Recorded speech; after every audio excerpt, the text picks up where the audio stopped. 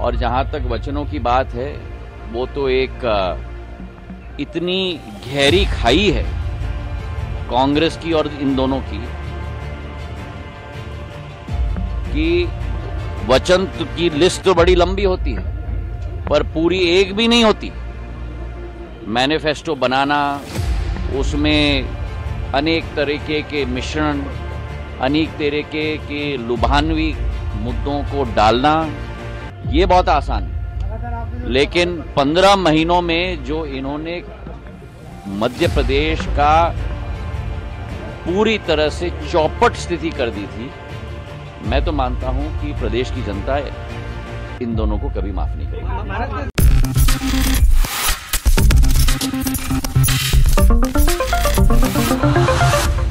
नमस्कार, मैं प्रांशी राठौर और आप देख रहे हैं नेक्स्ट 9 न्यूज।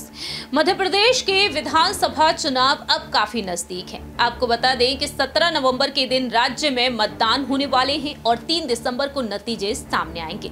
चुनाव आयोग की तरफ से जब से तारीखों का ऐलान किया गया है, तब से देखा जाए तो राज्य भर में सियासी सरगर्मियां और भी तेज हो चुकी हैं। आरोप प्रत्यारोप का सिलसिला अब और भी तेज हो चुका है। जीत का दावा हर एक राजनीतिक दल की तरफ से किया जा रहा है।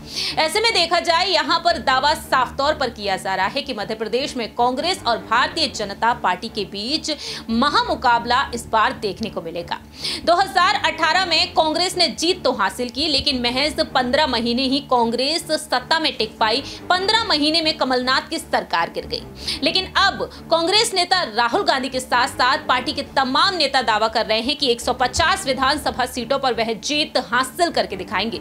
जिस तरह से कर्नाटक में प्रचंड जीत हासिल की है बीजेपी को, यहां पर हार का सामना कराया। 136 विधानसभा सीटें जीती कांग्रेस ने। लेकिन अब देखा जाए तो यहां पर बीजेपी जो इस वक्त सत्ता में है, तो बीजेपी भी एड़ी चोटी का बल लगा रही है।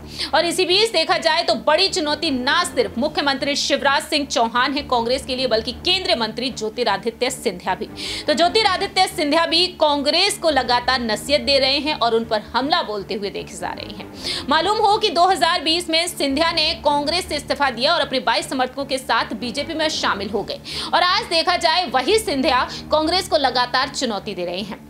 आपको जानकारी के लिए बता दें कि अब हाल ही में कांग्रेस ने जिस तरह से लिस्ट जारी की है अपने प्रत्याशियों की, उस लिस्ट को देखते हुए अब सिंधिया ने कांग्रेस पर तंज कस दिया है। क्या कुछ कहते हैं सिंधिया, सुनिए जरा। और जहां तक वचनों की बात है, वो तो एक इतनी गहरी खाई है कांग्रेस की और इन दोनों की कि वचन की लिस्ट तो बड़ी लंबी होती है पर पूरी एक भी नहीं होती।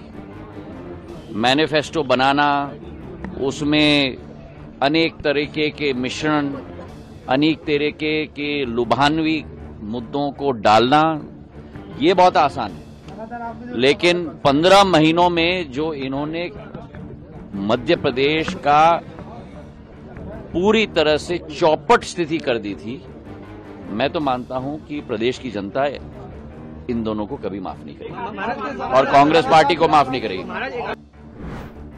आपने सुना कि किस तरीके से यहाँ पर ज्योतिरादित्य सिंधिया ने खुलकर अपनी बात रखी है और साफ तौर पर वह जीत का दावा करते हुए देखे जा रहे हैं। अब आने वाले वक्त में देखना होगा कि वाकई में यहाँ पर ज्योतिरादित्य सिंधिया को जिस भी क्षेत्र की जिम्मेदारी सौंपी जाएगी, वहां से वह जीत हासिल करके दिखाएंगे। आपको जानकारी के लिए बता दें कि कांग्रेस से पूर्व विधायक जो है डॉक्टर सतीश सिखरवारकर, उनका कहना रहा है कि हम ग्वालियर में 30 सीटों पर जीत हासिल कर रहे हैं, लेकिन सिंधिया अगर चुनाव लड़ते हैं तो हम 34 सीटों पर भी जीत हासिल कर लेंगे। इस तरह से सिंधिया को चुनौती मिल रही है। तो सिंधिया ने यहां पर कांग्रेस नेता राहुल गांधी, प्रियंका गांधी, मल्लिकार्जुन खड़गे को यहां पर एक बड़ी नसीहत देते हुए चुनौती दे डाली है। मालूम हो कि 16 साल की दोस्ती रही है राहुल गांधी और सिंधिया के बीच, लेकिन ये दोस्ती टूट गई जब सिंधिया बीजेपी में शामिल हो गए।